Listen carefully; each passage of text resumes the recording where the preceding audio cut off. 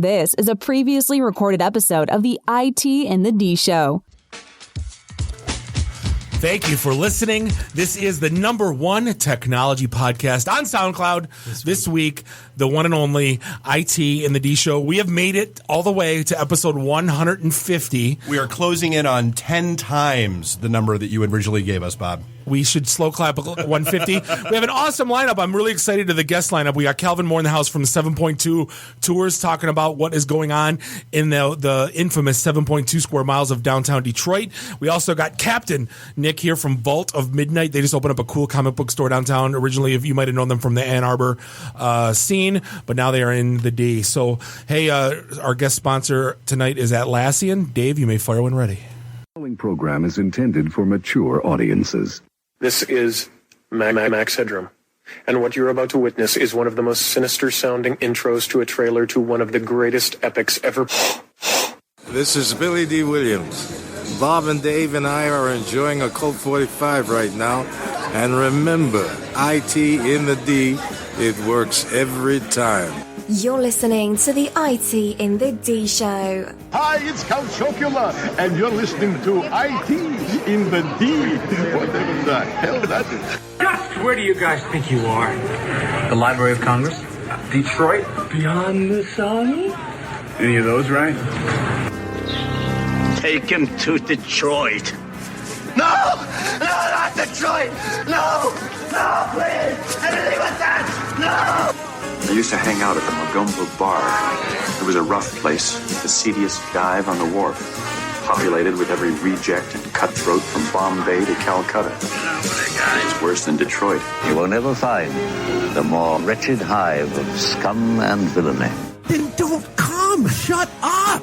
I dig you IT geeks. This is Dre DeMatteo from Sons of Anarchy. You are listening to IT in the D. So what happens when you tap the angry beaver in the bumhole? Exactly. Come on. Tries. What the hell with this? I'm calling a break. We'll come back to the show. Hi, this is Ralph Macchio, and you're listening to IT in the D Show. Wax on, you know what. Bob loves it in the can. What's up, everybody? This is Billy Zapka. Sweep the leg. Listening to IT in the D Show. No mercy. I may have to wipe the geek off. Hi, this is Martin Cove, John Kreese from the Karate Kid movie. And you're listening to IT in the D. Yes, Sensei! Are we at a break yet? Hi, I'm Ernie Hudson, and you're listening to IT in the D. All you nerds out there. Nerds? Nerds. Nerds! What is a nerd? I'm a nerd, and I'm pretty proud of it. This is Scott Steiner, Big Papa Pump. The IT in the D Show is your hookup. Holler if you hear me. You're in your underwear, I'm in my underwear. Hey, let's hang out. No, I'm sorry, honey. I have a headache.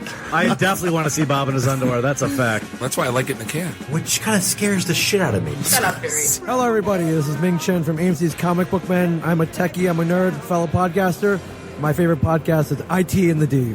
I can't say no, and I don't really want to. Well, especially with the back doors open. It's just too big. It's way too big. We got screwed at the same time. Yeah. Really? Should we talk about this? Tag team it. Should I keep going or should I stop? We just lost our clean tag on iTunes. This is Robert Hayes, the Ted Stryker to my mother. When I'm not hanging out at the Magumbo Bar, I'm listening to the IT and the D Show. It's worse than Detroit. Is there such thing as a meat hangover? I love my Monday meat steak. Hey, folks, this is WWE Hall of Famer Hacksaw Jim Duggan, and you're listening to the IT and the D Show. Tough guy. Ho! My name is Michael Zapsik from AMC's Comic Book Man. You're listening to IT in the D. Com. So, what would you little maniacs like to do first? The question isn't what are we going to do. The question is what aren't we going to do. Ludicrous speed! Sir, had you better buckle up? Now buckle this! Ludicrous speed! Go!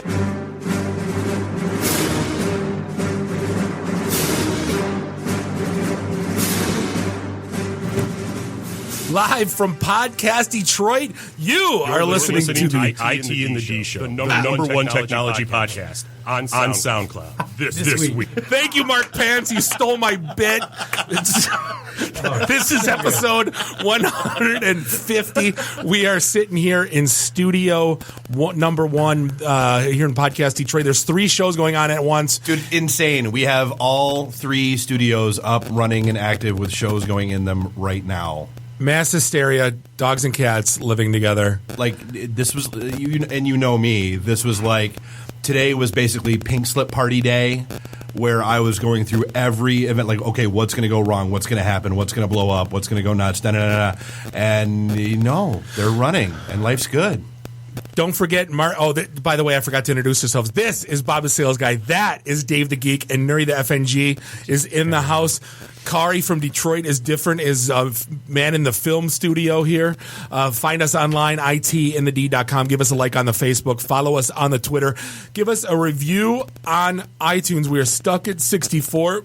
That sucks. I love how it changed. Like, oh, we're stuck at 58. No, we're stuck at 60. No, we're stuck at 60. No, we're stuck at 3,000.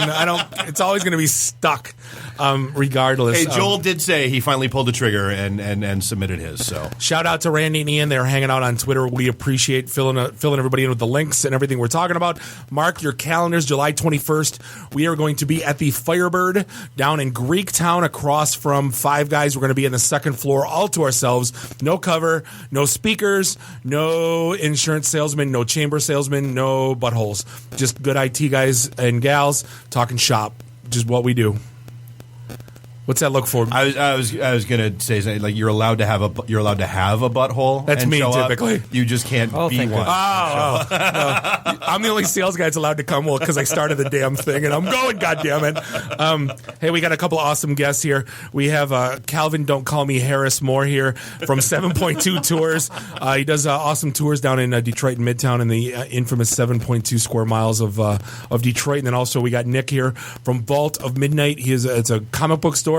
Investing in downtown Detroit. They're originally from Ann Arbor. Got a cool story to tell, so we've been bugging you to come in for like 3 months now, so happy you could make it out. Thank you for having me. Cool. So hey, this episode 150 is brought to you by our friends at Nuri's favorite, Atlassian. It's totally my favorite, not just because they sponsor our show. I think about how easy Atlassian and their products make my life. Being at a company that does so much cool stuff, you have to have ways to be able to kind of team up with the people you're working with to create the stuff that you're doing. Atlassian makes a couple of really awesome products to do so. First of all, there's Jira, and any software company is going to have bugs in what they do. So Jira is a great way to kind of both track what you're doing from a work perspective, especially if you're doing things like sprints or any kind of development methodology, and then you make your Jira bugs for figuring out what's wrong with your software. Then you need to document it. So you basically have a really great place to do so in Confluence, which is Atlassian's product. Basically, it's like a super amazing Wikipedia type thing that runs at your company. And then you also need to talk about it with other people you work with. So there's HipChat, which is the most awesome client for real-time collaboration. I sit there and paste memes in pretty much all day with my guys. It's the best. Which any good corporate chat client should be for it. That's right. Really right. Memes, and it does GIFs, and it does you can post links to your Confluence articles and your Jira. It pulls them in, and I think that's the coolest part about Atlassian's products is all of them integrate together. So like if you do something in Jira, it's got a link to Confluence, and then all these products link to other products. So if you're using ServiceNow or other tools in your environment, most likely their products are going to integrate to those.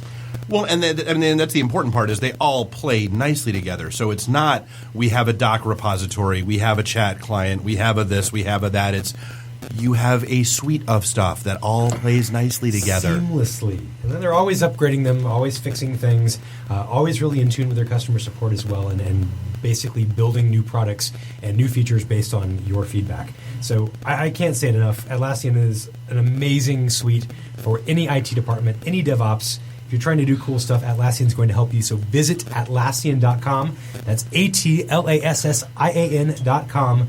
And download free trials. There are more than 50,000 companies, including eBay, Cisco, Facebook, and NASA.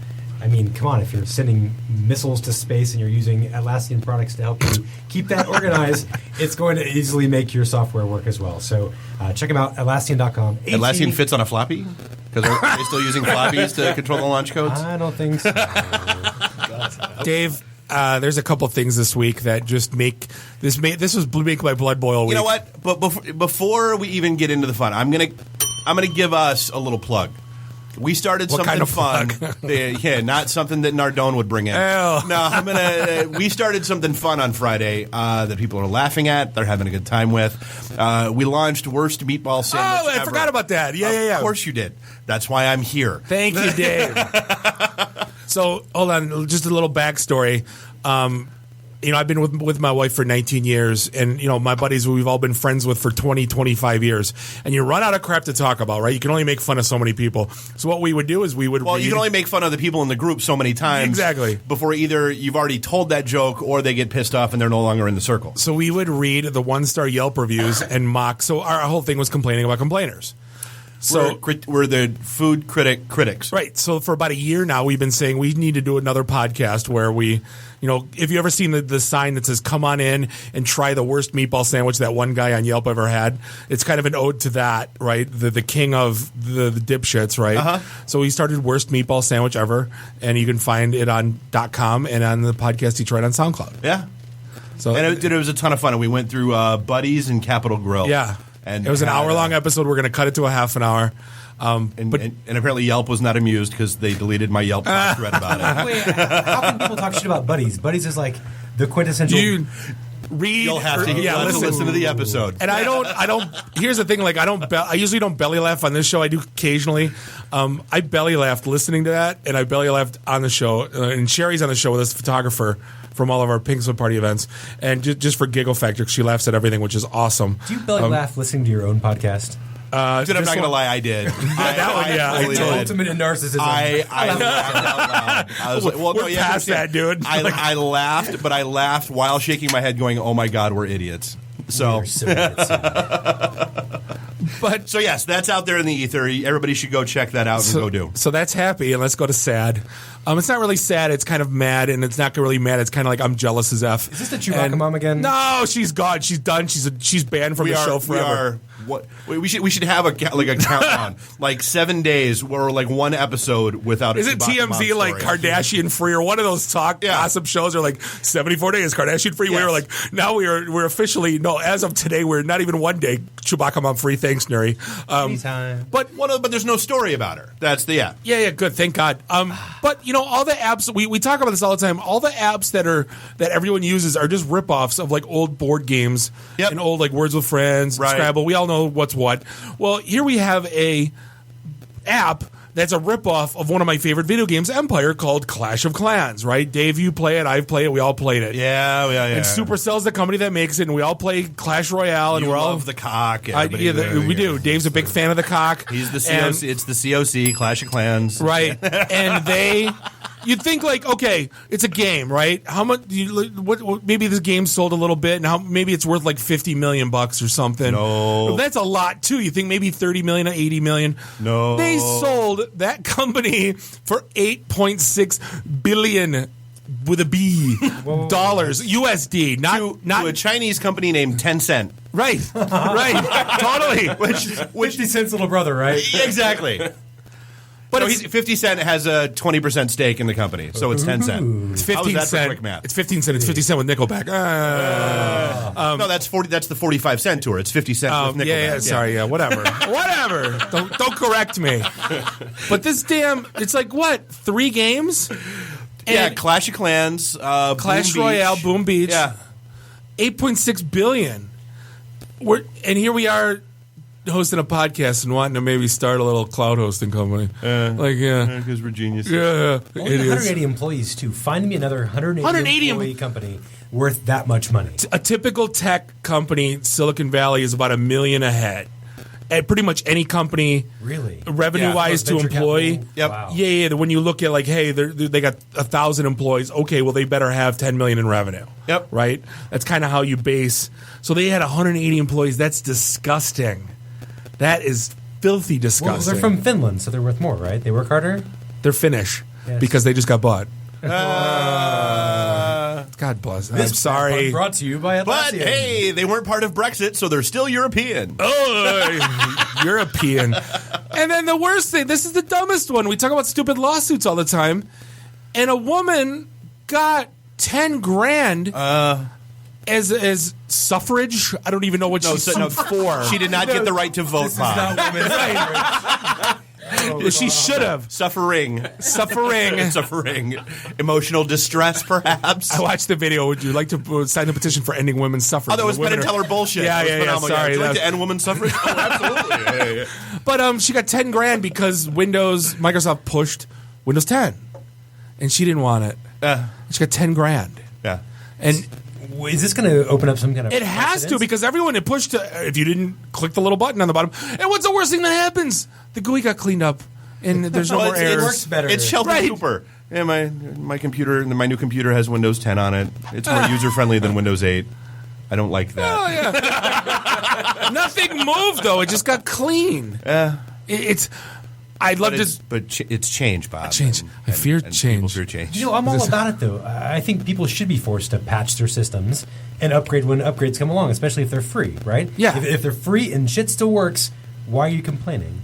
Right. Like, you get extra security. Yeah, like I said, who's the judge that proceeded of this? Because honestly, 10 grand. Now you just open up a can of worms. Those lawyers salivating. They're going to open up a class of actions. You know, there's going to be commercials on daytime television. Have you been wrongfully downloaded Windows 10? Has your computer ever been infected by Windows 10? You could be entitled to a huge cash settlement. Mesothelioma. Call 1-800-BAD-COMPUTER. Billboards now with Goldman Sachs or whatever. Goldman Sachs. What's Goldman Acker? That's the what's Goldman, the one? Yeah. What's the one with Captain Kirk? Whatever. Yeah. Regardless. It's kind of crazy though. Microsoft has made it really hard to not get Windows 10. In fact, there's a free program out there called Never 10 that basically runs in the background and blocks any attempt from the operating system to upgrade itself. You know, that's what you have to go to stop it from going. So I guess I kind of see her point. You know, for $10,000. And there's another story that came out that was cute, and we laughed because me and you, Dave, Nuri not so much because he's still youngin', but we went through getting cable when we were in our early teens. You're damn right we did. And what did cable promise us? No commercials. Damn straight it did. So what do we have 24/7? All commercials. It's what we're paying. Stations of commercials. Tons of And here a little survey came out. All these cute millennials, they think they got it so rough. 74% say they'd cancel Netflix before they see ads. Yep, me too. Oh, they're so cute.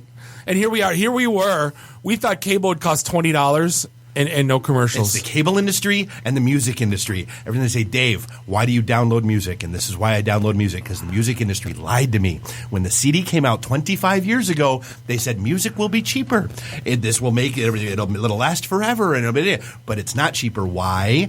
Because they spend $50 bajillion a year trying to convince me that I like Lady Gaga or whoever the latest schmuck of the week is. It's Gaga. Gaga, whatever. See, exactly. I don't like car, would you? I don't like Lady Gaga. Yes, I would.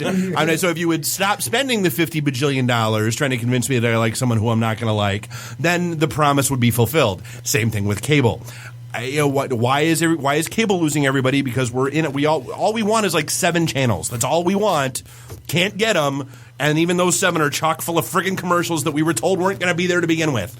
Well, so here, who's the big winner right now on Netflix? Godfather app. No, who's the big winner on Netflix right now? It's Adam Sandler.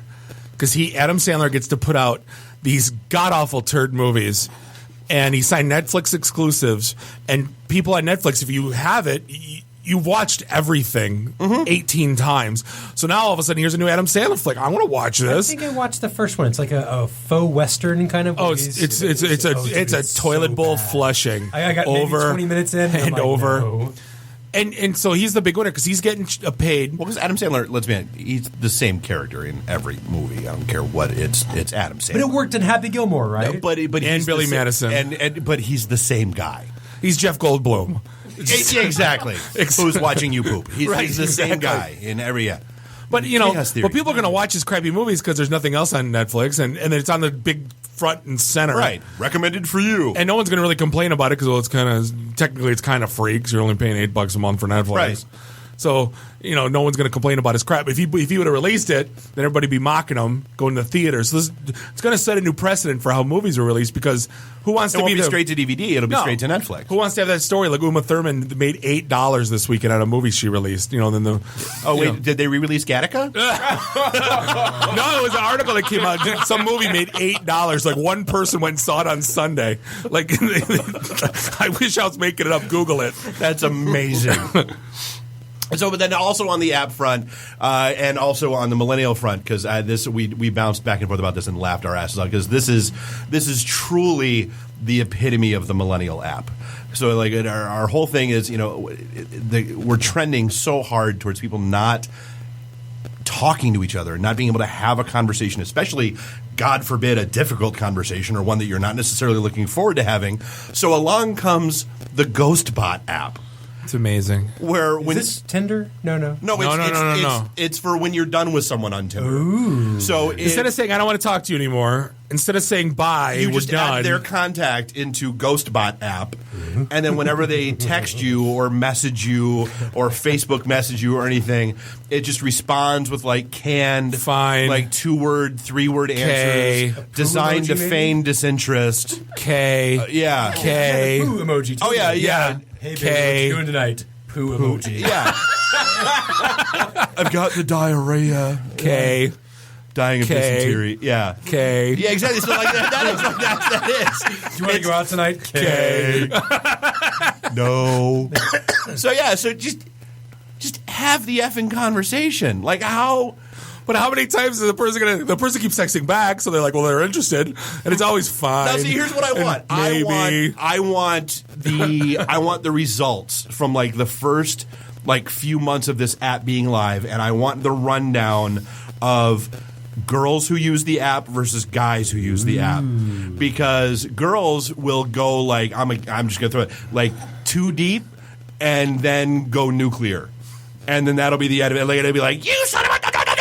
Okay. And then that'll be the end of it. Here's the thing. Whereas, like, guys, if we think there's even remotely, dude, we will hit that bot. Oh, dude. Dave, things have changed. See, now, back when we were dating, the girls would just write down a fake phone number on a bar napkin, Paper right? napkin, yeah. Like, life was good. Then, when you had clam phones, you had, like, the 248, like the bad number, or like, hey, you dial this person. Rejection hotline. Yeah. Thank you. Now, guys are relentless. They're like, here's my number. Call me. So they can say, you know what I mean? Like, you can't escape. So, like, this is the escape mechanism. Wait, that's a thing? Totally. See, Calvin's nodding. He knows. Put my number in your phone. Now you have my number. Yep. And I'm not giving you a fake number. I'm giving you my number. And then you're calling me right now. So I got it, and I can put in your name. Oh, that's totally a thing. What's funny, the maker of this app, Dave's face is under jaws on the ground. They're relentless. You got to consult the millennials. Holy shit! In the podcast. So that's why GhostBot exists, because if girls still could just write a fake number on a bar napkin, there would be no need for GhostBot app. Life would be so much easier. See? What's funny that the maker of this app says that he does not recommend it for ending long-term relationships. I kind of want to try it though. But not with you. Right here. Waiting for the shut up, Nuri. I'm sure he'll say something worse. Wait for it. Yeah. So wow. I'm a little floored by that. Are there any other that. applications for this GhostBot app though, other than maybe clients that you never want to talk to again? Absolutely. There's so many business uses for this. I feel like there's some applications for this beyond breaking up. Uber texts me. Texts me more than anyone on the planet. Hey, surge in your area. Okay. Tiger game tonight. Beyonce's at Ford Field. Get in formation. K. What about for that sales guy who won't leave you alone? Hey, so do you use multi-channel at your company? K. Oh, that could be a thing like Domino's. If you text pizza, you get pizza. If you like text poo emojis, send a box of shit, whatever that service is. Zudu. We talked about that a while ago. Yeah. Oh, mother of God. And I feel this one, our Darwin winner of the week. Love this guy down in Florida. Large alligators were seen in this pond. Has this been videotaped? Oh, yes, it is. The one in the golf course in Florida? No. Oh, my God. Oh, no. Not the giant one just walking around. No. Okay. This is better. Oh. So, giant ass alligators like in this pond all around. Signs the area. everywhere, yeah. They put up signs. Alligators, caution, hazard, do not go in the water. Yada yada. This is not at Disney World. No. Okay, no. too soon. So Jackass, literally, his friends have they're videoing as he screams, "F that alligator!" Jumps in the water, gets eaten by the alligator. All on video.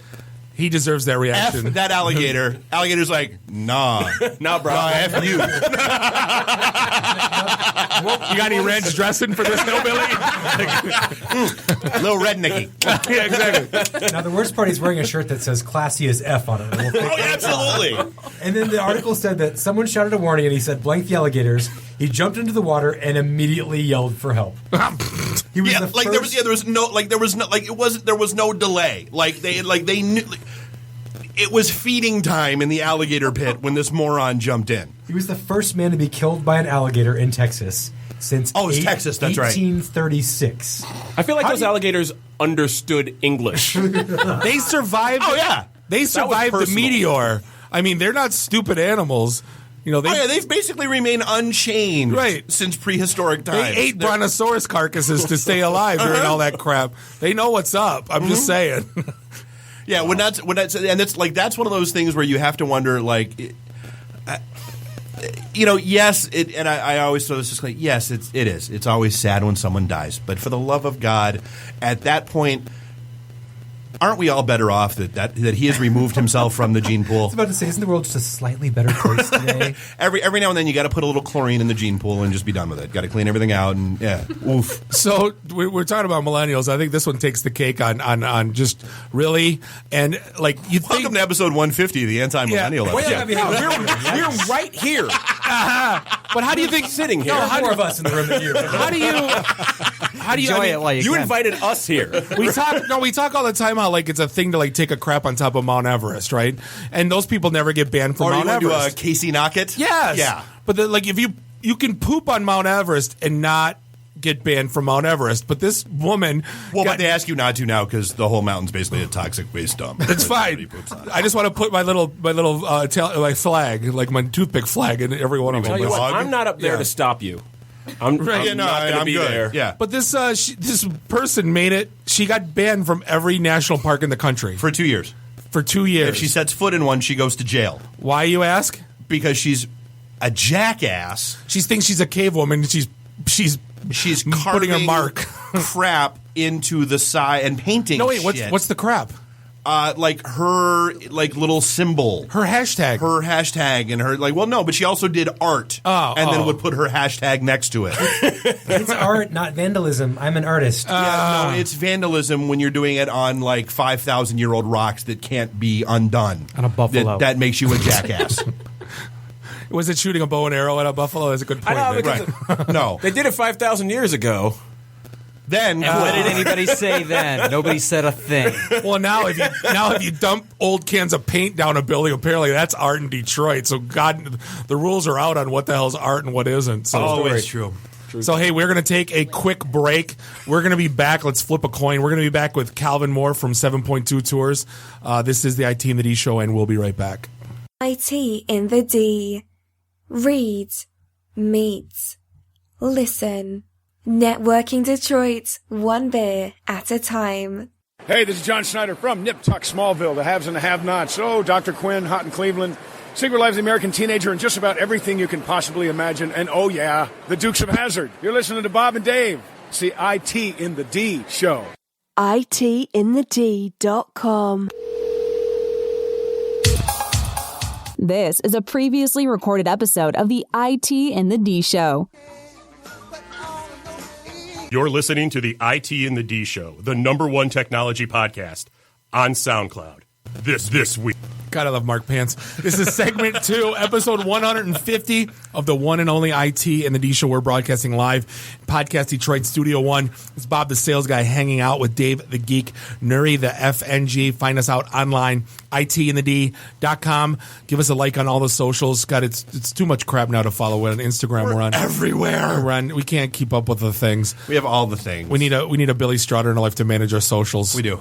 But hey, find interns. We've been talking about that for years. Find us, mark your calendars, July 21st. We're going to be at the Firebird down in Greektown.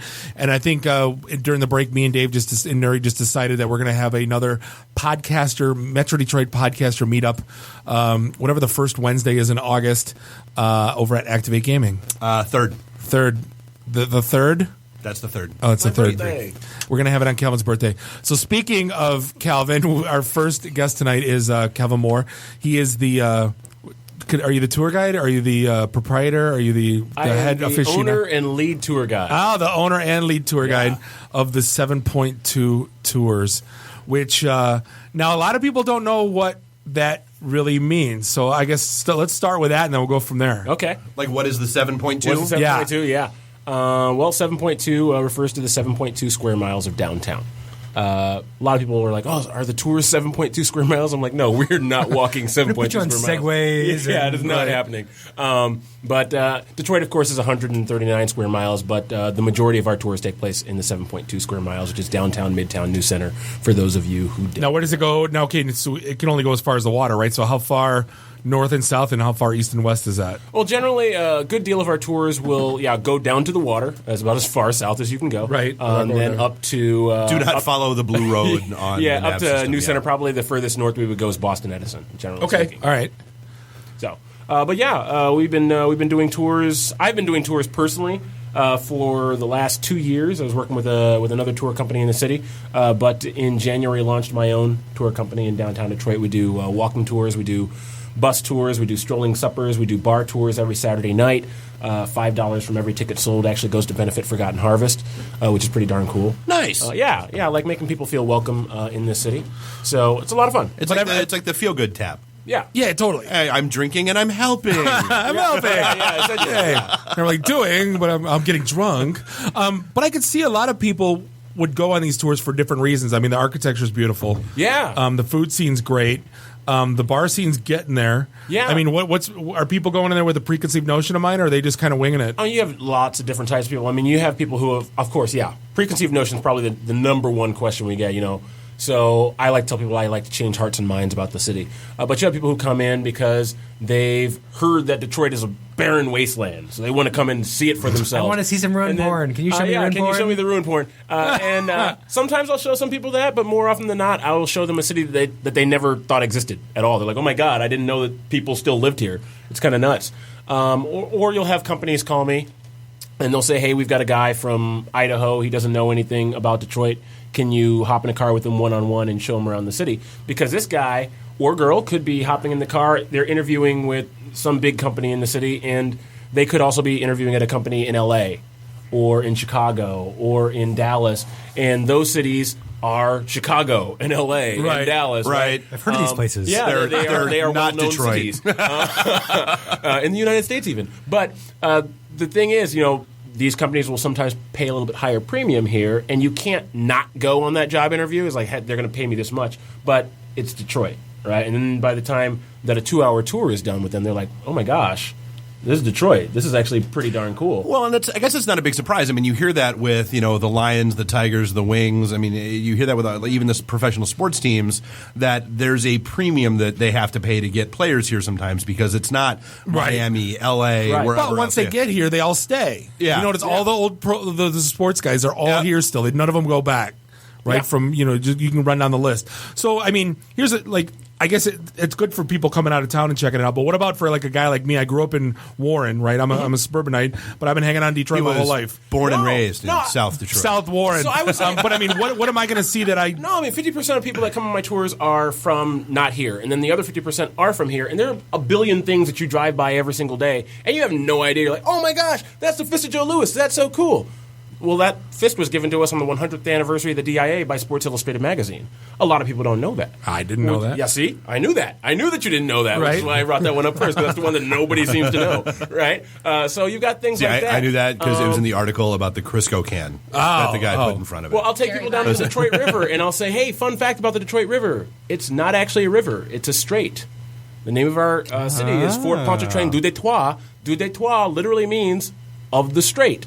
It's a 32-mile-long strait, connects Lake Erie to Lake St. Clair. So if you paid attention in 8th grade geography class... Don't do it, Bob. Don't do Bob's it. like about to lose it over there. I got nothing. Am I blowing your mind over here? No. Okay, all right. But yeah, I mean, just little things that people don't know about the city or that they don't know are here that they have access to. I'll take people into the Guardian building on every single one of our tours. And some people That's a great building. It's a great building, but a lot of people will drive by it thinking, it's a private building. I can't even get into the lobby because I don't have like a pass card A little or whatever. swipe card, yeah. Well, like you the can actually Fisher. tour through I mean, if there. you go walk in the Fisher and just look up, I mean, it's unbelievably awesome. And that's designed by Albert Kahn, who designed over 400 buildings in the city of Detroit. He was basically Henry Ford's right-hand man, and he was given a blank check to build that place. It's supposed to have 3 towers, but it only has 1 because the Great Depression hit, and they couldn't afford to build the other 2. So it was a blank check, but it was a blank check, but the money ran out. Then they wrote some numbers in on that mofo. The money ran out for the country, so we're going to stop all of our building projects. But I like taking people into places that they didn't know that they had access to. I like telling them things they didn't otherwise know about the city of Detroit, because a lot of people come to the city or live in the city, and they don't, especially for the people who live here. I've had people go on a tour and say, there is literally nothing you can tell me about the city of Detroit. That's bullshit. That's totally I had a woman actually get on a bus. She was upset because her company was making her go on this tour with all the other people in the company. She's like, I live here my whole life. And at the end of the tour, she was like, oh my gosh, thank you, shaking my hand. Like, there's so much stuff I didn't know. I've been everywhere, but I still haven't been on the DeQuinder Cut.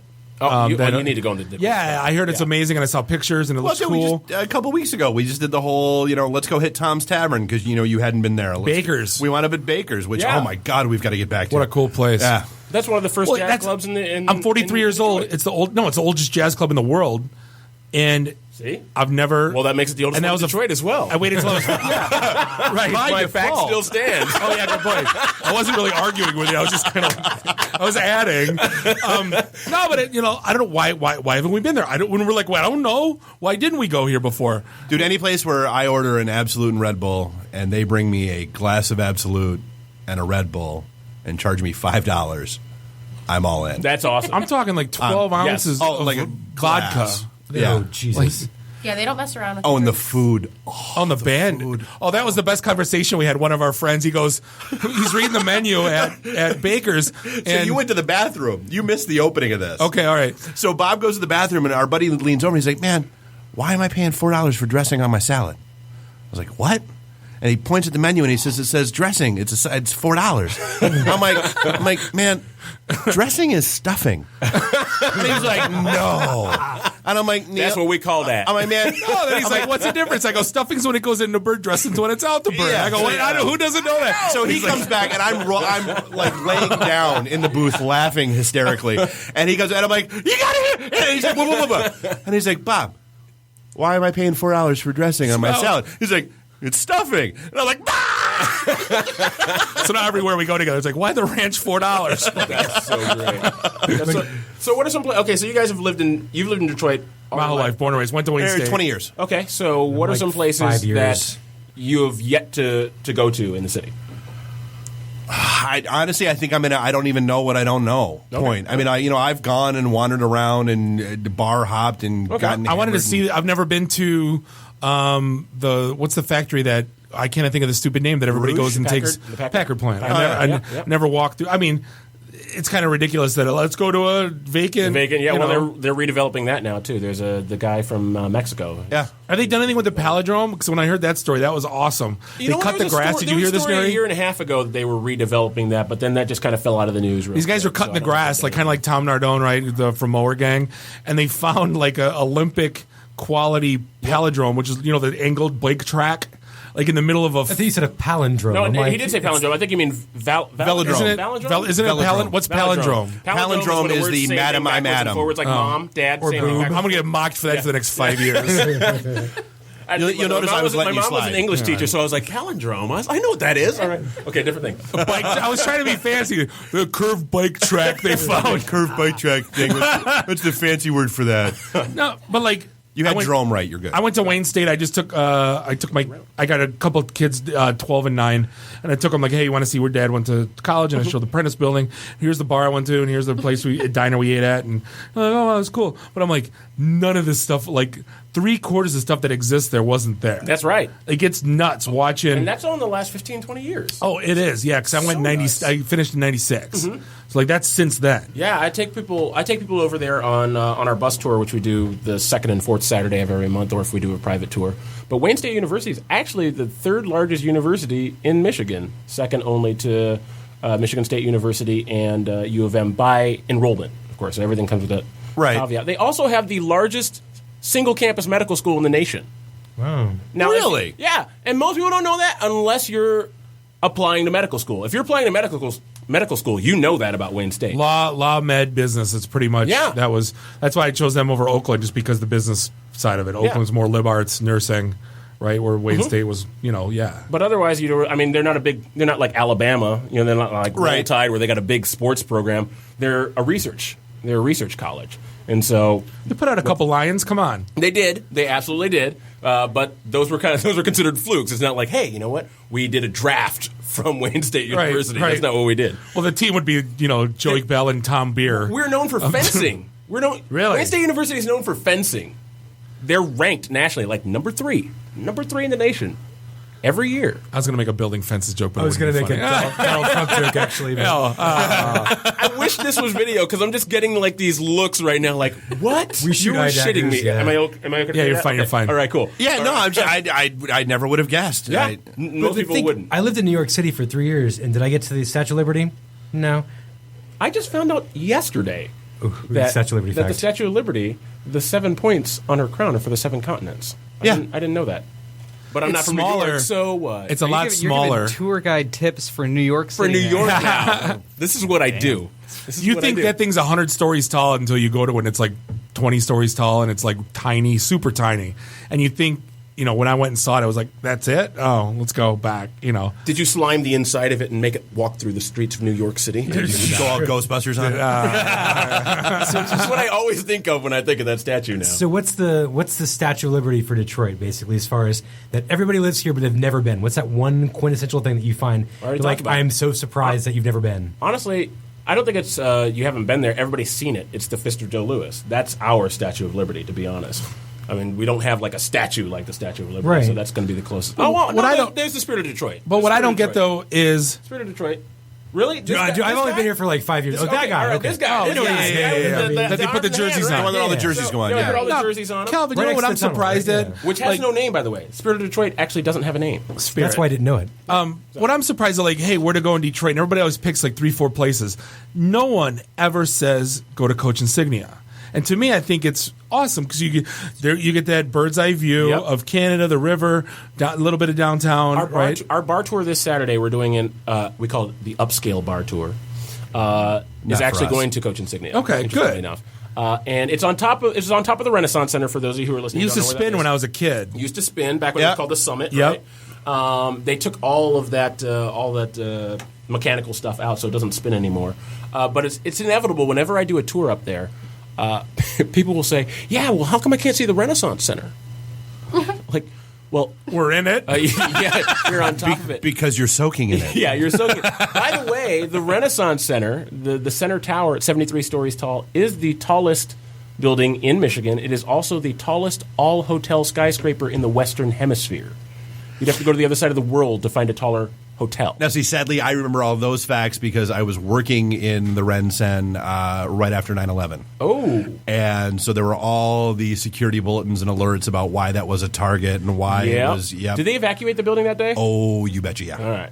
Okay, so tonight they're doing the fireworks downtown, right? They are. Okay, so speaking of... And I'm not going to say... So this is year 2 not going downtown on fireworks night for us as a show. I am sorry to keep you in house. No. We used to be when we started. We were at the Russell. Oh, okay. And so we would drive downtown in firework traffic to go do our show like idiots. So gotcha. Well, first time I ever saw the fireworks, which is actually the second largest fireworks show in the nation, second only to New York City. New York's number 1 on a lot of things. We're number 2 on a lot of things. We kind of have a love-hate relationship with New York, but. The first time I ever saw the fireworks was from the 22nd stairwell, 22nd floor stairwell of one of the towers of the Renaissance Center, and it was the first time I ever smelled marijuana. And I was raised in a very, very sheltered religious Christian home, right? Like Black Pentecostal. You got out. You went to church at 8 o'clock in the morning. You got out at 4 in the afternoon. You went back at 4:30. So that's pretty much how it went. You got out at 9. Right? Now wait, Pentecostal like snakes? No. Those are snake handlers. We didn't do that. But we definitely had the guy who would push you over. Think Blues Brothers. Yeah. So it was kind of nice. James Brown backflips. It was absolutely like that. But I remember growing up like that, and so I'm on this 20-second stairwell, and people are singing the national anthem, and my friends had all smelled marijuana before I hadn't, and so I go, in the land. What does that smell? Abba Zabba, you my only friend. Calvin, shut up. No! It smells like ass! There's a guy who goes, shut up! It's like, okay, all right. So now looking back on it, I feel so stupid, but that's my fireworks story from back in the day, but just kind of funny. So, quick question. Randy was saying we need an IT in the D excursion for the tour. What's max, or what's a typical outing look like if you want to get a group together? Geez. I mean, it depends. I can do a tour as small as one person. I generally try to max out at about 50 if I'm doing a walking tour. Or a bus tour. That's as many as you can handle as one person. We're not big walkers. Yeah, I mean, so if you're not walkers, you seen me. The smallest bus tour I can do is about 14 people, is the size of a bus. So we can definitely get some people out. You don't have to have 14 people. Can we do some giveaways maybe and put together one of those? Is that we could put together something? We should have your guys come out, learn all sorts of stuff about your own city. What can we do to make people earn a seat on the bus? Leave a review on iTunes. We're stuck at what, 63? Is that what you said? 64? And then stuck at 64? Stuck at 64. Only if we can play Double Dutch Bus on repeat the entire tour. Double Dutch. Exactly. We should stop at Motown and see Michael Jackson's sequin glove. Michael's glove is at Motown. I'm surprised that's there. Did you know? Okay, here I'm just going on with facts here. Martin Luther King Jr. delivered the I Have a Dream speech for the first time ever in the city of Detroit. I had read that. I didn't know that. You didn't see? Okay, so we got half and half. So 50% knew, 50% did not know. Kind of nuts. At Central United Methodist Church. Which is kind of cool. And they recorded it on Motown Records. So technically, Martin Luther King Jr. is a Motown Records recording. Has a Motown hit. Aretha Franklin and an MLK hit. I'm going to play that again for you. And it's actually longer than the speech he delivered in Washington, D.C., which is kind of cool. Oh, wow. Yeah, so there you go. Right. That's all the facts I'm telling you. I feel like I'm giving away everything. No, that's Come out on the tour. You don't need to take a tour now. All right, so like how? Okay, so there's a new comic book shop in the city called Vault of Midnight. Pretty dope as well. Yeah, you should stop there. So how do people find you and the tours, and how do people like see your upcoming events, get booked on them? Like, what's the typical cost? We've got a website like everybody else. 72tours. It's all spelled out. .com.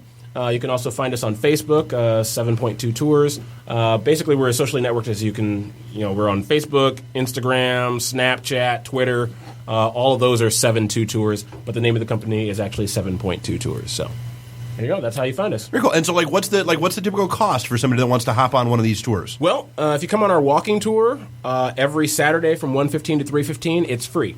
We accept tips and donations. That's how those are just basically walking advertisements, because you never know who's on that tour. It's like, hey, my husband happens to be this person at GM, and then GM calls and they're like, hey, we want to have a 200 person tour.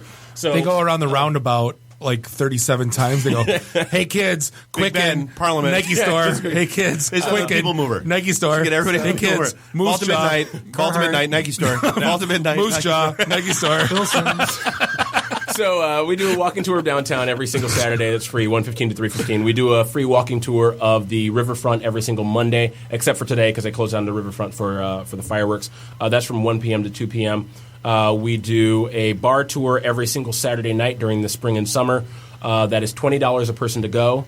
But he's just at the bar anyway, just to see how I'm going to go. I am. I'm just. I'll give you some trivia if you want to pay me $25. I'm kidding. $5 from every ticket sold goes to benefit Forgotten Harvest, which is pretty cool. And the cool thing about Forgotten Harvest is, with $1, they can provide 5 meals. Yep. And so so far we've only raised, with some of the bar tours that we've done, I think we've raised about $200 to $300. which doesn't seem like a lot given how much people give to them. But when you added up how many meals, But X5, it's totally crazy. So about 1,500 meals that we've been able to provide through just coming out and drinking and eating, which is kind of a lot of fun. Because helping. Yeah, we are helping. We're helping. I know. I mean, here's the thing. Okay, I know people aren't generally just. It's kind of like Bono. Bono knows you're not just going to give money for AIDS research, but you're going to buy this really cool red phone case, right? Like I did, right? So. Portion of those proceeds are going to go to benefit. But you're going to listen to this album that we download to your iTunes. Your iPhone, you are forced to download this, much like Windows 10.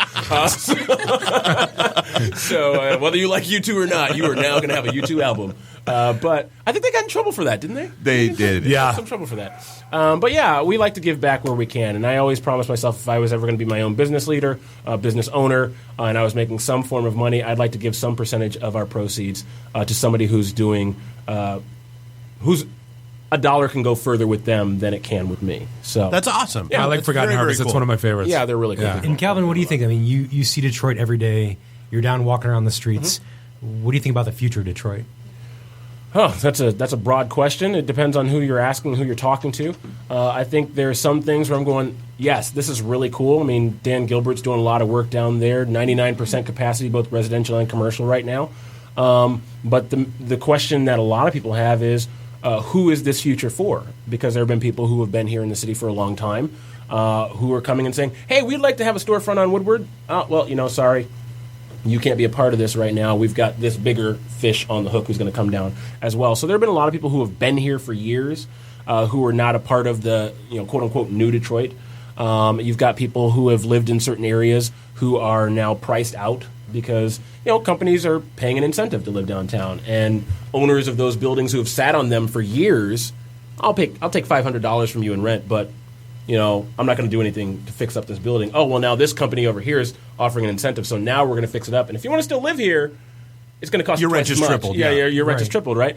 So those people get priced out of the area. So those are some ongoing challenges that are definitely in the city. So that's another thing that we focus on. But I think that's every city. That is everywhere. That is every city. But I think a lot of tour companies only talk about the glitz and glam. Yeah. And that's a problem because you need to say, hey, here's some challenges. These are some ongoing challenges that people are trying to address. And there's too much rich history in this town. Yeah. And so I think telling both sides of that story helps people, especially who are moving here, who don't know what's going on. If you're coming here and you have no context and you move in, you're like, hey, Quicken Loans is paying me all this money, and then someone all of a sudden hates you for no reason. It'd be nice to know where the landmines are that you're going to step on. You should know where that is, right? You should know where those are. Or if you're one of those people that's like, hey, you know what? I'm a person who really has kind of a bleeding heart. I'd like to get my hands and feet dirty. Here are 25 organizations who are addressing the school issue in the city of Detroit now. Or if you call your company Podcast Detroit and you're in Royal Oak, you're gonna get it from like 2 or 3 neckbeards. You're from Detroit. What suburb are you really from? That kind of. But see, no other cities like that. I go to Chicago and like, I'm in Chicago. Well, I'm in Palatine, but cool. No one's like, screw you, buddy. Here, it's like there's this thing, and it's so ridiculously stupid. It's like, Yeah, I think part of that comes Go to Chicago and ask them if they have 312. I did. I did. I do business all across the country. I always ask questions, and I get laughed at. Yeah. It's we have this thing here. It doesn't make any sense. I mean, there's historical context for it. I think a lot of people felt left behind after the riots of 1967. So, hey, we're here. We're stuck here, so we're Detroit. We're going to make something. You got that Detroit versus everybody, right? Everybody hates us, so we're going to be versus everybody. So this kind of mentality that's developed over years that I think needs to change. But that's kind of where it comes from. That didn't just happen in a vacuum. Right. There are people in Detroit like, you guys are in Royal Oak, and you're claiming Detroit, but you left us here years ago, and you don't want to come down here. No, we just left 2 years ago. Yeah, we left to Russell. You guys left 2 years ago. Well, and I mean, some of it is, we talk about it all the time. Red carpet, red tape. Yeah. We tried opening down, and we tried. Yeah, it's not easy. So I'm not saying that. Hey, you know what? You guys left and you just abandoned. There's a lot of. I mean, even me as a small business owner, a lot of other small business owners. I actually have a podcast where we actually interview small business owners in the city of Detroit as part of the website. Where are you running that out of? I just have my own. I see what you're doing there. Okay, all right. We can talk after. But no, I mean, there are a lot of people who say, hey, you know what? The big issue is you could go to Royal Oak, you can go to Birmingham, you could say, I want to be a small business owner, and they'll say, hey, great, here are all the forms you need to fill out, here are the people you need to contact, and it's great. It's just like, and here's some incentives. You've got a space, right? In Detroit, it's a lot harder. It's like, hey, I want to start a business. why should we help you at all? I just need to fill out the appropriate form. Yeah. Google it where you should find the appropriate form. I want to actually help the tax base here. So that's an ongoing challenge in the city as well. Yeah, a little bit. Yeah. You're not the only ones to have experienced that, right? That's a recurring theme in the city of Detroit. But yeah, I mean, there's challenges, and there's beauty, and there's challenges. So that's Detroit as a whole for me. So that's the future of Detroit is lots of great things happening, lots of challenges to still be addressed. Great. Long answer to a short question. That's awesome. Thank Good you. answer. Yeah. Cool, Calvin. Appreciate the time. Hey, Definitely, no we look forward to. We're gonna get a little group together. We're gonna come see what you got to do. Please do. I look forward to it very much. We're gonna take a quick break, and we're gonna be back with Nick from Vault of Midnight. This is the IT and the D show, and we'll be right back. IT and the D. Read, meet, listen. Networking Detroit. One beer at a time. Hi, I'm Brittany Daniel from The Game, and you're listening to IT and the D show. ITintheD.com. This is a previously recorded episode of the IT and the D show. You're listening to the IT and the D show, the #1 technology podcast on SoundCloud. This week. Welcome back. This is segment 3, episode 150. That's the big 150. This is Bob the Sales Guy hanging out with Dave at the Geek and Nerdy, the FNG. Find us online, ITintheD.com, and follow us on all the things because you know where to find us. And Mark Pants does a phenomenal job. There's so many cool podcasts coming out. He did, what's his called? Drink the Press? Drink the Press, yeah. So it's also on our site where it's basically the fake news. Like The Onion. And it's about 12 minutes, so it's a good quick listen. Hilarious. He did a segment on this week on Shit Tank, which was like a Shark Tank ripoff, and he talked about creating an app for to resell unused party sub from graduation parties over the summertime. Yeah, because it would match you with how long it's been sitting in the sun versus the proximity of the yeah. I was howling. I mean, it's literally hilarious. Anyway, go to podcastdetroit.com, check out Mark's stuff. But hey, we are joined by one and only Nick from Vault of Midnight, who they been in Ann Arbor for a long time and just opened up a downtown Detroit store. How cool is that? Thank you so much for having me. No, I hope you're having thank you for being patient and hanging out with us. Oh, man, I love it. Good. So, I mean, talk to me about the history of Vault of Midnight. You've been in Ann Arbor forever. Yeah. Our friend Ming Chen has been in your store countless times. Absolutely. We had him in studio not too long ago. Yeah. But what took you guys from saying, hey, we're going to open up a store, and we've been in Ann Arbor forever, let's open up a store in Detroit? Yeah, it's 20 years in Ann Arbor this week, actually. Now, did it take that long to fill out all the forms? That's the permit process. Full circle. We're very happy to be here. It was a palindrome. We came around on a palindrome. That was a pododrome. Is what Yeah, it was, 20 years in Ann Arbor, and we opened a shop in Grand Rapids maybe 3 years ago. And, just 2 months in Detroit now. But, I mean, that's kind of a rare story because we've seen, I remember when we were kids, the amount of comic book stores would probably be 3X to what they are today, if not more.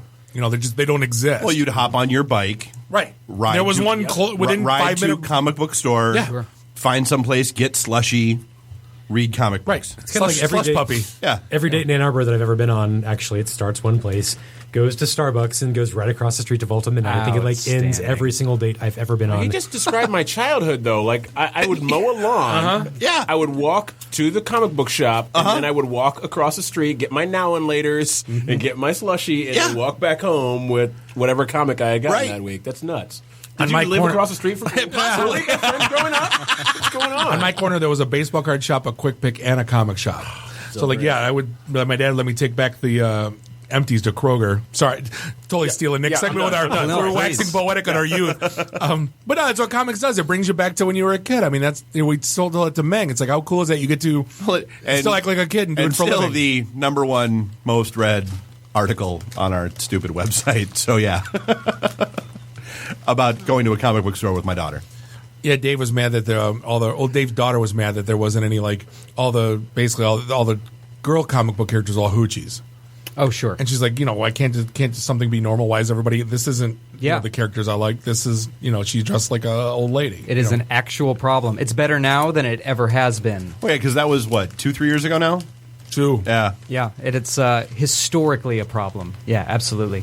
Yeah, we see it all the time. Well, because target demographic is typical, it's your teenage boy. It was for a long time. Or older guy living in basement. Yeah, absolutely. But the industry has changed tremendously over the past, I'd say, 10 years or so. But yeah, the comics are for everybody thing. It's not just a tagline. It's not a cliche like it is. They're starting to figure it out. They're actually also realizing that there's more money when you shoot it at everybody. So that helps a lot. Go figure. Yeah, don't alienate half your demographic. Well, that was a funny thing because I went to, when Dave took his daughter and had all this turmoil going on, I took my daughter thinking, same experience, and we bought a couple Angry Birds books and a couple Minecraft books, and we got the hell out of there. And I'm like, that was nothing big. Like, that was anticlimactic. Yeah, exactly. Like, I bought some crap for me, and I'm like, where's the Flash Gordon comics? They don't have none. I'm like, this place sucks, and I left. Salmon sucks. Let's get out of here. Right, exactly. Yeah, that's actually the thought behind the whole shop. That's how we designed it from the ground up. That's how we do business. We're trying to aim it at, trying to appeal to people that don't read comics already and trying to get your daughter into comics. Well, so I guess that's a good question. So, it is 2016. Mm-hmm. Walk me through, all right, let's open up a brick and mortar comic book shop downtown. Yeah. So how is that? Yes, walk me through your thought process. Like, who's your target demographic? Who are you expecting to get in? Mm-hmm. Who are you hoping to get in? And who surprised you that's showing up? So, my question, Dave. Yeah, so it is a good question. My partners will say that the thing that we're kind of going for all the time is moms with strollers. That's the folks that we're aiming at. We want to be in a downtown area first and foremost. Anytime we ever open a shop anywhere, we want to be right downtown. We want to be part of a community where people are walking by that would normally not seek out a comic shop. And it's got to be inviting to the point that they would stop in, even with their stroller, and feel comfortable when they come in and have a good experience and not feel like they're not in the club or not supposed to be there. So, but in terms of I think that's the big thing that we're looking at as we're trying to figure out where to open shops is how can we be somewhere where there's a downtown and that it feels alive and it feels like there's things happening down there. And I can't think of a better place than Detroit. Well, yeah, I was going to say, with all the stuff with, Calvin was saying, with all the stuff, with all the people moving downtown now, especially in that early 20s, mid-20s segment and demographic. And Nuri. Hey, and Nuri, yeah. He just moved downtown. Or not really downtown. I know. I instantly hate everybody in the suburbs. I was going to say, it's going to be 2 weeks before he hates us and refuses to come on the exactly show. like that. It's You're like, screw the suburbs. It's like 11 minutes and 59 seconds. Like the clock rolled over, and I'm like, bastards. But yeah, a lot of people that live down here are 20s, 30s, single dating, married, might have a dog, might have a cat, don't have kids. That's generally your demographic who live down there in and around where. See, and that's why when I heard moms with strollers, it didn't necessarily click with me because I don't. Some of that. Yeah, you're starting to. Strollers, once they get to like school age, they'll be out in the burbs. Right. That's how that works. Or a private school. Yeah. So so that like I said, so who I guess I'll freely I have not yet been. So you said you wanted to be open and inviting. How? How are you doing that with the storefront approach? Yeah, so I think there's... So I walk up to Vault of Midnight, what do I see? Yeah, so it's a big blue storefront, first of all. Everything inside is very clean. It's very well lit. It's very well organized. You'll never find a piece of cardboard out on our sales floor. You'll never find any clutter or things just kind of stacked around. Thousands and thousands of pop vinyl figures, Dave. No, I'm just kidding. Yeah, maybe a couple. All right, that's acceptable. But yeah, I think comic book shops, there's a perception about them. People they hear comic shop, and we know it for sure as we're looking around town trying to find somebody to give us a space, right? Well, they hear comic shop, and their mind goes to a very record specific shop. place. That's what I think it is. Yeah. They look no different than Record Time when I grew up with just boxes and crates. Yeah. That you have to sort through and basically just plain walls. Yep. And a couple guys behind the desk that you still read this crap, you still listen to this crap. Exactly. Yeah, and so we're trying to confound that every single day, and it's an active thing that we spend all of our time doing. Like, how do you convince people that what you think of as a comic shop, this is not that. This is for you, even if you got dragged in here by somebody, even if you think you don't want to be here. Like if I walk in, some jerk dragged you in there on a date. For instance. Or if I walk in there and ask for DuckTales, you're not going to get like the Jack Black character in High Fidelity going like, know your daughter? Yeah, exactly. Exactly. Is she in a coma? I'm sorry. We love DuckTales. We'd love to talk to you about DuckTales. Perfect. Yeah. Perfect. You guys have a great location too. You're right there, like on the other side of Punch Bowl Social, right? Yeah, right on Library Street. Yep. Free brunch. You're in the lower level of the Z Garage. That's right in the ground floor. Which is right down the street from our friends Matt Thompson and CBI. They're just right down the street from you. Right. Yeah, sure. So Matt, we should do lunch one of these days and then go look at comics after. And you can go into the alley right behind, where I've actually run into Nick when I'm doing some of my tours through the I've belt. seen you back there, yeah. You're out there taking your smoke break sometime. Like, hey, how's the shop?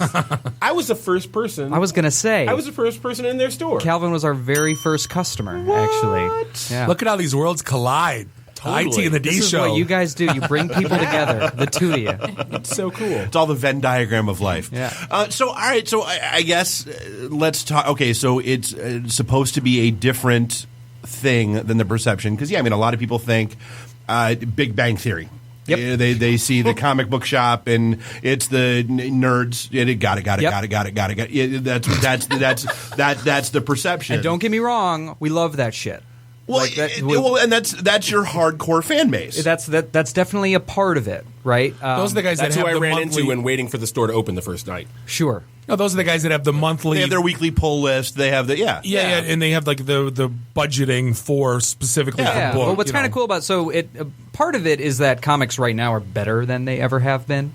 The writers that are like putting out books are just the quality is better than it has ever been. So now those folks that have monthly subscription, there's just all kinds of people. You have people from all walks of life actually building that into their budget and coming in every month, and we know them by name. And it's not the folks that you would kind of assume.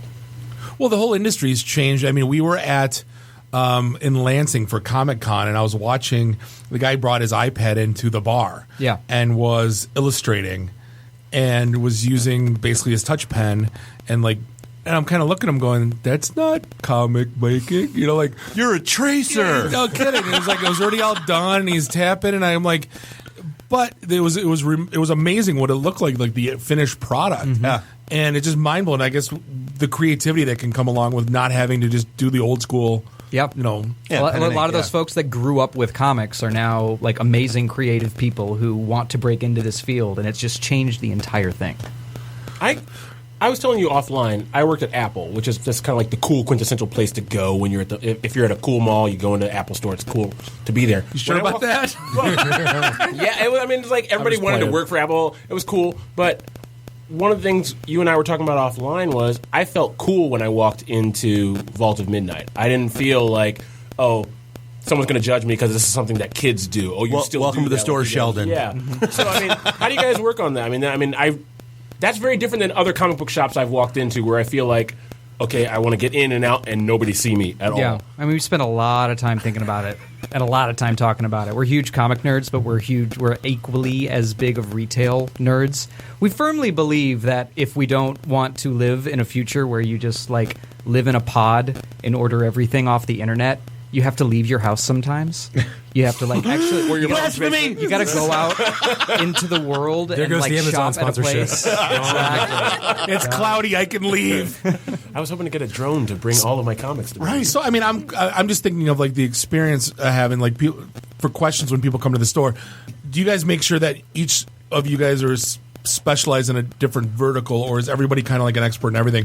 Meaning hey, we have our graphic novelist expert, come here, Jim, and talk to this guy. It's broad enough that everybody kind of has stuff that they gravitate towards, but we try to get everybody to read everything. Okay. That's a big part of the job. And a lot of people sign up for the gig thinking that's a commitment. Cool, I get to read comic books all the time. This is going to be awesome. And it's not as much fun 6 months later. It's I got to read comics. The 300th one all on of the Tuesday, time, every single week, and I'm going to be asking them hey, what'd you read? What'd you read? What'd you read? Well, it's the same thing as working at GameStop, and then you ask the guy, "How's this?" and he's like, "I don't know." Right. Well, what the hell are you working here for? You know what I mean? Yeah. That guy's got to. And it helps that we do love it, and it is it is good stuff. You have to read some bad stuff sometimes, but it's for the most part, everybody loves it. But yeah, everybody has to have a pretty broad knowledge so that if you can't answer the question, you can at least say, "Oh, well, I know know that Nick read it and he liked it, and this is what he liked about it. Well, I was like, what are you into, right? And Sure. it's like, well, I like this, this, and this. Oh, it's perfect for you. Or Absolutely. it's not. I mean, that should be the follow-up question to everything. Video games, comics, Absolutely. all that. That's our first question, especially somebody that comes in. We get that. That's the best question in the world. Somebody comes in. I've never read a comic before. What do you got for me? Well, what do you like? So I was just going to throw that has to be the worst question. It's the best. That's we amazing. absolutely love it because then it's, what do you read? What do you watch? What do you play? What are you into? We can, I swear, if Go you to the like car dealership. I need car. Absolutely. What kind of car? I do fast food. If you like story and if you like art, then you already like comic books, whether you know it or not. So you guys, hold on. I'm sorry, Calvin, but I got to throw this out. Then it's kind of like the bartender at Hopcat and the Vault of Midnight guy are like sharing the same. It's like, I just want a beer, man. Like we got 103. What do you like? I just like beers. Just want beer. Like it's the same conversation. You say, just buy Batman. Yeah, exactly. But You'll be that's fine. true. My wife and I did a day date to Ann Arbor. We were just kind of wandering around Ann Arbor. We went to a business that just happened to be next door to the Vault of Midnight. And when we got out of that business, we walked in. I was, what the heck is this? And we went in, and my wife had never read a comic book at the time. And she talked to one of the people at the Ann Arbor store, and the young lady was like, okay, cool, well, let's walk you through some stuff. And at the end, she walked out with a stack of comic books, and now my wife loves comics just as much as I do, so I can go in and, like, buy myself 5 comics and, like, buy her a couple, like, hey, you got a couple of I got you a couple of comics, and I'm getting what I want as ignore well, my right? stash. Yeah. It's my favorite thing. The boyfriend or the girlfriend that got dragged in that didn't necessarily want to be there, and they're just like looking around. I will hone in on that person, and I will just like, that's who I'm going to talk to, that's who I'm going to zero in on, and they're going to walk out with something that they're really going to like. How about a Pop Vinyl figure? Well, and that was the question I was going to go with. Is so you mentioned retail. So I mean, is it? Again, have not been there. I mean, so is it just comic books? I mean, what else is there? Yeah, so it's comic books and graphic novels. I'm using air quotes on a podcast, but it's collections of comic books. It's a lot of board games. It's a lot of small little figures, art toys, vinyl art toys, kind of like the pop vinyl stuff, but much better than that, objectively. And yeah, and then I think toys, that kind of thing, You action got a plush figures, French a little fry bit. thing that I love when the French fries come out. The plush stuff is huge right now. That's so great. Yeah. My kids for Father's Day bought me a plush poop, pee, and toilet paper. And I'm What like, do you think they were trying to tell you? Exactly. No, they make me laugh. They succeeded. And the damn, I mock the pop vinyls, but as soon as I think they go away, they suck me right back in. Yeah. I'm like, man, you made Cousin Eddie from Christmas Vacation with the damn bathrobe. I gotta have it. You gotta I have just it. bought Macho Man Ric Flair. Gotta have it. Roddy Piper. I've got Superman and Groot. I got a ton. Do you have like a shrine for them? Do you? They're all above my desk. I have like just random toys I've been collecting in bobbleheads and glasses and just Devo helmets and just crap that I've collected. It's just all above my, So other than just selling comics, what do you guys do for like community outreach, events in the store? Is there anything that you guys do outside? Well, we have a podcast every week. Pretty if I cool. can plug it. Where do you record it? Yeah, Super Skull it's called. And that's just new comic day stuff. We just talk about new stuff We don't that's care coming about your out every stupid week. podcast. Yeah, that's fair. I'm kidding. Go ahead. Super Skull. Or perhaps we should be syndicating it. Right. Why aren't we? Talk about that. Talk about podcast. I opened Doritos bag. Wait You're until they waiting bring up all podcasts podcasts and to then be able just to crack it open open. them. No, I haven't. Totally. No, but where do we find the podcast? You can go to superskullshow.com. It's on iTunes. Search for Super Skull, all that good stuff. I don't know how many reviews we have now, but I'm going to... 64 is my number to hit now. You're aiming for 65. Yeah. We're competing now. I like it. We're going to start selling comics in the front of Podcast Detroit.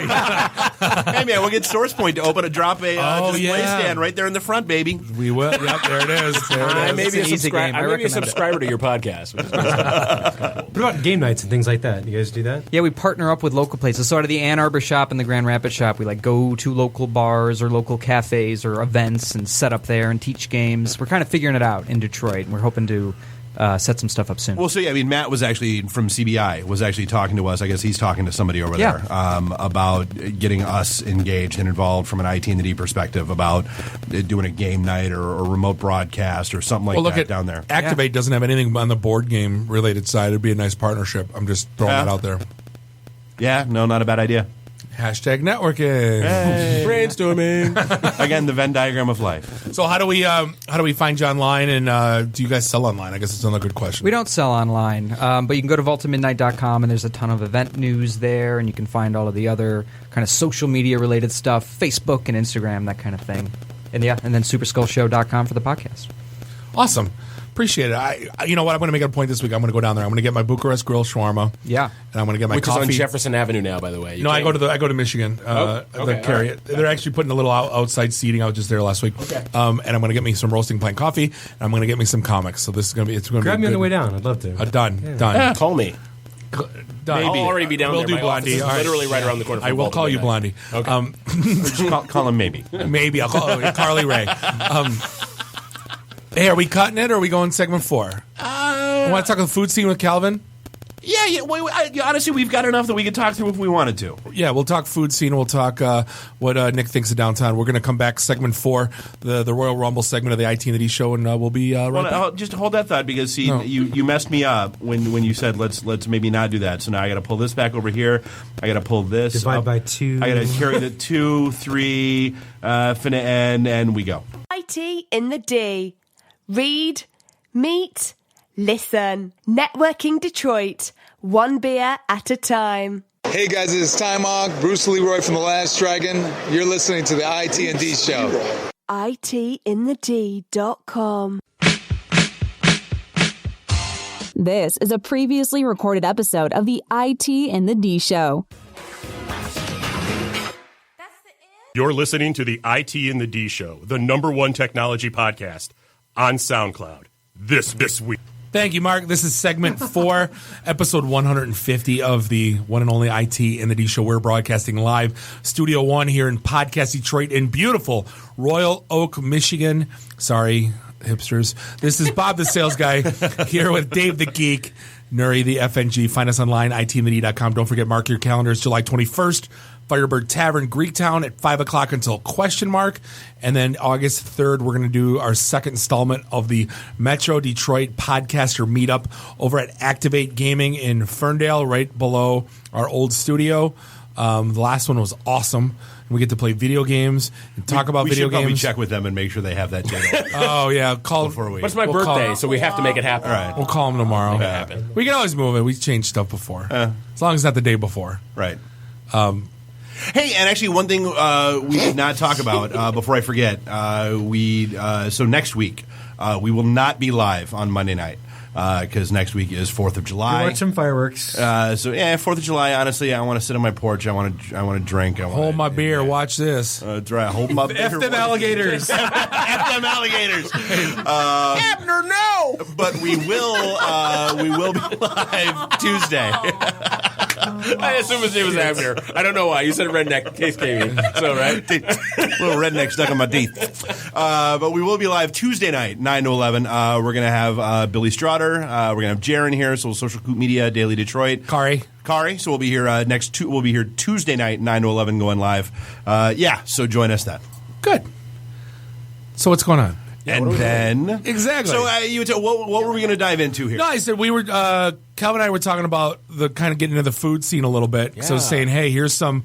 Now we like talking food scene. We had. Hey, can we talk? Can we talk Brexit? Because I want to. No, I am not qualified. I love watching Bob's face when he tries to figure out the England, Britain, Great Britain. Wales. You're the one that didn't know. I told you, and you were like, no. Then I had to send you like 8 articles, and then you're like, oh, okay. For once, I was right. Vote. Huh? That was the vote. That they were in the UK. Scotland was. Of course in they're Northern in the UK. Ireland. And you're like, no. Hold on. Can we stop calling it the UK? We should start calling it the DK. The Dead Kennedys? No, the disjointed kingdom. I did love all the jokes that the European Union just freed up 1 GB of space. That's a lot of space. Well done. That's pretty good. Well done. So food scene. Yeah, I mean, it used to be. Here's the thing: like, I want to go to Katoy, right? When Joe Hakeem was in here, and then what did I do? I read the reviews, and I'm like, God bless it. I don't want to go, and I don't know if I don't want to go because of the whiny Yelp reviewers, or I don't want to go because of the whiny Yelp reviewers. Are you going to read the? Think of it as show reviews? research. Yeah, exactly, for your new Okay, show. so I've been there. Okay. I took the father of the owner on a tour. Interestingly enough, So it's a Thai place. it's a Thai place. And it's like they don't have a sign outside. There are and it's no like, Thai people who work there. Right. So It's Thai-ish, I don't know if it's right? like It's you're, Thai you're only adjacent. Jewish if your mother is Jewish, that kind of thing. So it's Okay. like really Thai food. But you can't find it. You can't. Say again? Like you can't find it. Like the sign's inconspicuous. It is real. I mean, it's on the front of the building, but it's neon. So if it's off, you're gonna miss it. And this looks like just like an old car repair place. I don't know what it was, but it was something close to an old car repair place. But we went very nondescript. Had the food. Some of it was delicious. Some of it was like. Did you say you were eating a sunflower flour? Yeah, okay. So here's the thing, right? So they gave me some ribs. And I was like, I'm a black person. This is cool. There's no barbecue. I'm white. I like ribs too. It's not you don't get to just like ribs. Ribs. Right. But I'm just saying, black people really love ribs. I'm not saying white people don't. I'm just saying we really like that Don't stuff. make me get Bubba on the phone to come in and talk to you about ribs. But there's a running joke is like, how do you know Adam wasn't a black guy? Because you're not taking a rib from a black guy. So anyhow, only jokes Calvin can say. Yeah, I know, right? It's okay to laugh. You ladies can't and gentlemen, that retell was the joke Black for you. Man show. That's, No, but anyway, so I mean, they had this crispy rib. There's no barbecue on it whatsoever. I'm like, this is actually legit. This is really good. But then they brought out this sunflower stuff, and while it wasn't bad per se, it's not something that I would. It's only something that hipsters could think of. I always love the use of the words or the phrase per se, because it usually means I mean exactly what I just said.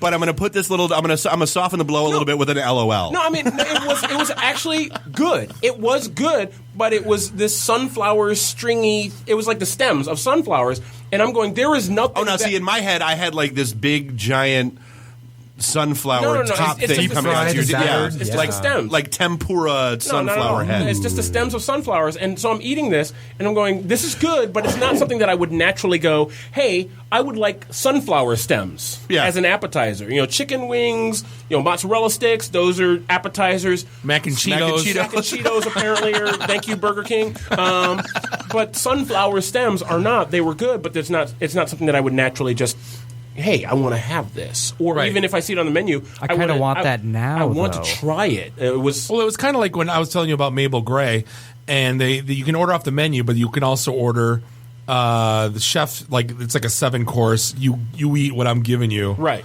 And I told them no mushrooms, and you should have seen the look on their face. Like, no, you eat what I'm giving you. Pick them out. Like, God bless it. Like, but it was one of the best meals I've ever had in my life. Right, like, bar none. I mean, you've got a lot of good food in the city of Detroit. Some of it you have to take with a grain of salt and kind of like a little LOL or per se.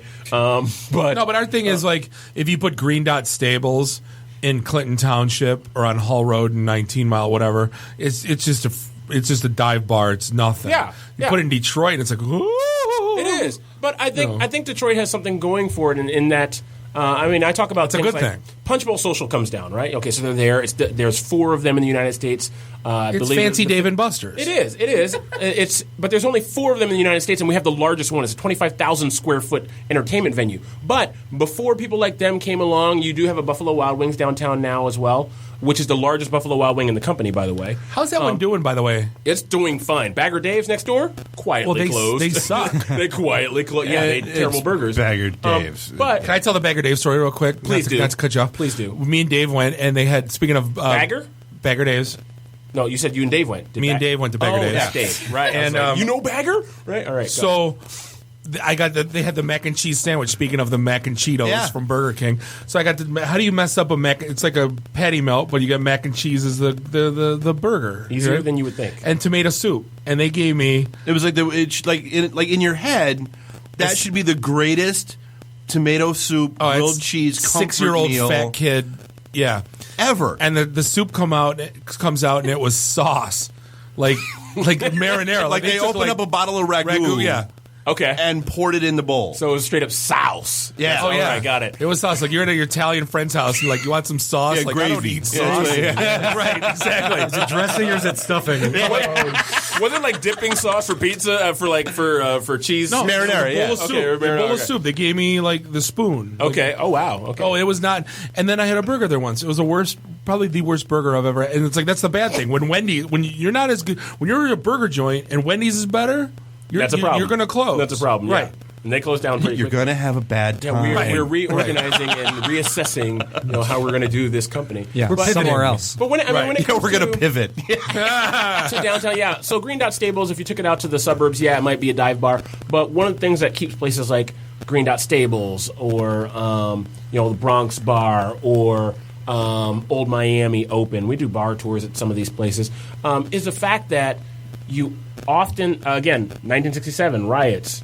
Everybody left. These are the people who stayed and survived and made something for themselves, pulled themselves up by their own bootstraps. But you have the owners right on site, which I think Those bars would be cool in the suburbs, though. You put Old Miami in any town. Old Miami might be a bad example because you Bronx, go to you Old put Miami, all you're like, oh those. my gosh, this is kind of a there's a huge huge difference between Miami, Bronx, and Green Dot Stables. There's Okay, all right. right. But even still, the point I was trying, maybe I picked wrong bars as an example there, but they all have something in common in that the owners are right on site or in and around the area where you can get a hold of them if you need to. Yep. Whereas if I'm out in the suburbs, nothing wrong with the suburbs. Got a lot of friends who live in the suburbs. Not everything Per wrong with the se. suburbs, but anyway, per se, per se. But if I'm at a TGI Fridays or an Applebee's, God forbid, right? Detroit Applebee's. and I call. I can't call the owner right now. I can't do that. When I got engaged to my wife, my now wife, hey Jen, I called the owner of Golden Fleece and Exodus Rooftop Bar, Yanni. I just called him. He's third generation owner. And he's right on site in Greektown. Hey, I want to do a surprise party for my girlfriend. I'm going to be proposing to her tonight. I want to have a surprise party and everybody there, and I want to propose to her. Absolutely, come down. I can't do that out here. So I think that that's something that gives a little bit more credence to bars that probably wouldn't survive or restaurants that might not survive if they were out here. But I think that that's one of the things that keeps people coming back. True. To some of the restaurants that are downtown. I heard a rumor of what, and they're also one of a kind. There's not another Green Dot Stables. No, anywhere. Apparently, are they opening like 300 of them in like Asia? They could be, but they're not in the United States. I heard a weird rumor. If you go to DetroitApplebee's.com, you go to a weird website. that has nothing to do I with hesitate. Applebee's. Is it going to give me a virus if I have Windows 10? No. It automatically forces your computer to Am I going to update to get Windows 10. Rickrolled? Am I going to get Rickrolled? And gives you a YouTube album. Dave and I and Andy from Detroit Bus and Billy and Nuri, you came too. We crashed opening day for Detroit Applebee's and we trolled to get on the news. We got quoted in the news in the free press. And we had shirts made up. The Okay. Applebee's logo with the Old English D As the apple. Okay. Yeah, the people that were there opening it thought we were from corporate. Oh. We all had That's matching fantastic. T-shirts. Oh my god, it was. This is great. What are you guys doing? I We're love like, Andy, by the way. Andy's yeah, great. great guy. I've done a couple tours for him. He's a good guy. He's been here a couple times. Now he told me like he goes on like I don't know if that was the girl he was with or not. He's like finds out what her name is and let's say her name's like Jenny Slater. So he'll like go on GoDaddy and buy JennySlater.com and like point it to like the Whopper ingredients on Burger King. Right. Like that's what he does for fun. I'm like, dude, you're right up our alley. I love you, man. Like, but yeah, we like basically took over the Detroit Applebee's and we were there as a fixture until I got sick for 2 weeks and then I've never been back. And there was a bad experience. The only reason I go to Applebee's, to be honest, is because they serve a sangria in a goblet, and I feel like I'm in Game of Thrones. Saya, my sangria. More meat, serving wench. And they look at you It's like medieval times without the obnoxiousness. Now, if only they had the turkey It legs. is a straight up I've gone to a few Applebee's that don't actually have the goblet, and I get visibly upset. Now, if only they had the Disneyland turkey legs, like they had both of those Oh my at once. gosh. Or the Renaissance Festival turkey. Yeah, the leg. Renaissance. Right. Those Yeah. are like straight up real turkey legs. I've only been to the Renaissance Festival once. How do they get them to taste like ham? I don't know. No, they I don't taste know. like- black ham people, juice. black people everywhere want to know. They wrap them in bacon. We want to know. Yeah. Turkey wrapped in bacon. That's a good idea. Could do something with turkey. So I mean, other like what's we all know these. Most of us know these places at least. Is there where's that one place no one knows about? You do the tours. What's the one place nobody knows about? No, you know what I mean. Like if you bring them up and you're like, well, what the hell's that? Gosh, a good place that I like. Some people are starting to hear about it just because it's not in the downtown core. I like Kraftwerk. Kraftwerk is over in West Village. If you don't know where West Village is, if you've heard of Indian Village, it's west of Indian Village. It's literally like 4 streets wide. So I've heard of it. I think of German techno. You shouldn't. Right, but Nuri does too. It used to be Harley Quinn's. Okay. It's in the lower level of the Parkstone, which is an apartment complex in West Village area. It used to be they built it to be a hotel in the middle of construction. Detroit became the richest city in the world, so they converted them to apartments, and we don't need short-term housing, we need long-term housing. So it's been a number of things over the years, but Kraftwerk was opened in December of 2012, and I happened to live in the Parkstone at that time, and it became my Cheers. It was like it's in your building. Yeah, Why it's in my wouldn't it building. be? Yeah. It's in my building, but it was also one of those things where I know when somebody's new because I would walk in from work after a hard day, and if someone was new, they didn't know what my drink was. They didn't know. Otherwise, everybody who worked there is like, "Hey, Cal, here's your drink. Slide it down the bar to me." So it was literally like everybody knows my name. It's great. So I mean, that's one of those kind of off the beaten path places. They just got a new chef there. What kind of food is it?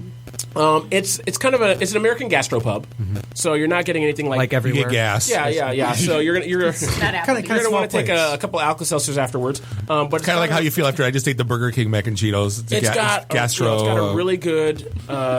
That's the gastro It's a short push. menu though. That's one of the things I like about places like this. Like you go to Applebee's and there's just a menu with a gazillion things to pick from. Cheesecake and Factory. you always order the same thing, Yeah. generally speaking. Always. But you get overwhelmed still by everything that's on the menu. Whereas you go to a place like Kraftwerk, there's 4 or 5 entrees to pick from. All of them are delicious. But they're all awesome, yeah. But they're all awesome. The weird thing about that building, though, is that my cell phone always switches over to Canadian. It does. Roaming in that building. I don't know what it is about that place, the closest tower to where that building is right across the street and right across the river in Walkerville.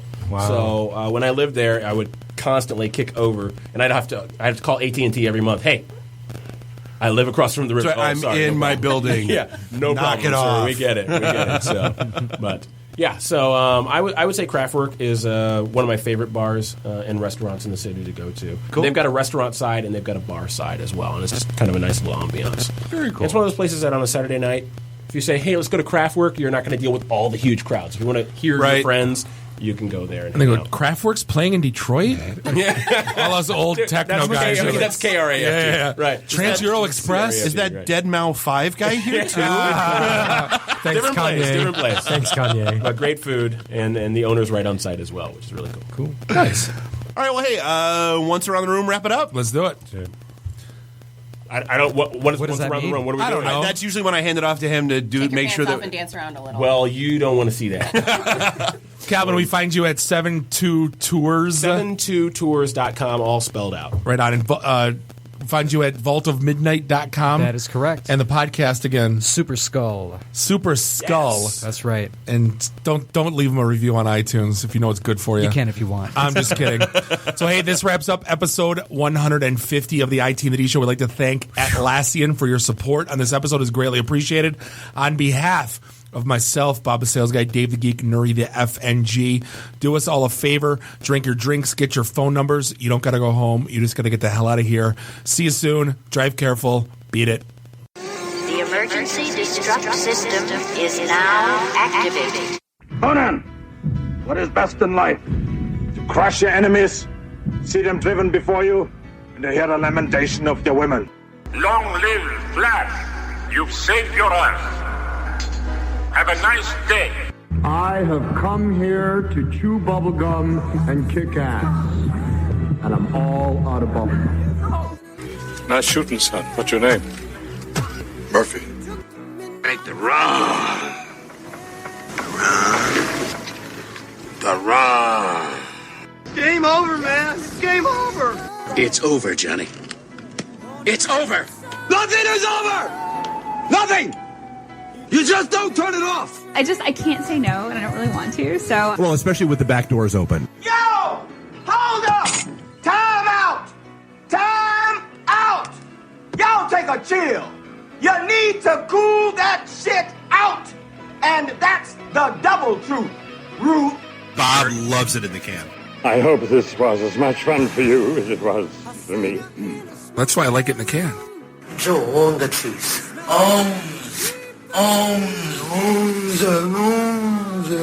Fear me.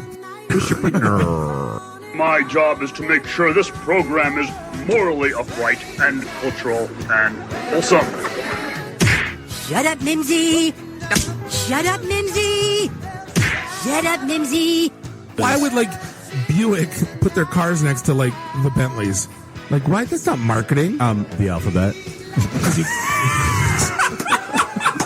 It's brilliant. Yeah, I can't take that position. That analogy sucks because it's right. Because you're getting your 8-track tuned up. Are we at a break yet?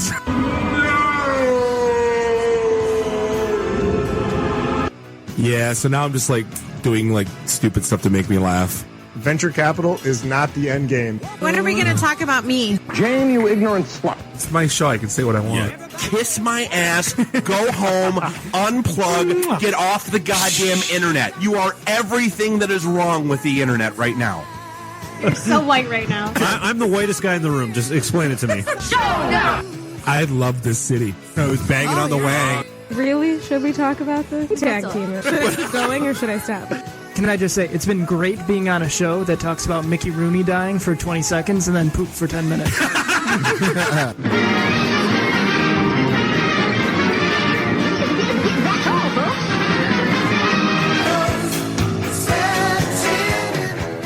This is a previously recorded episode of the ITintheD Show.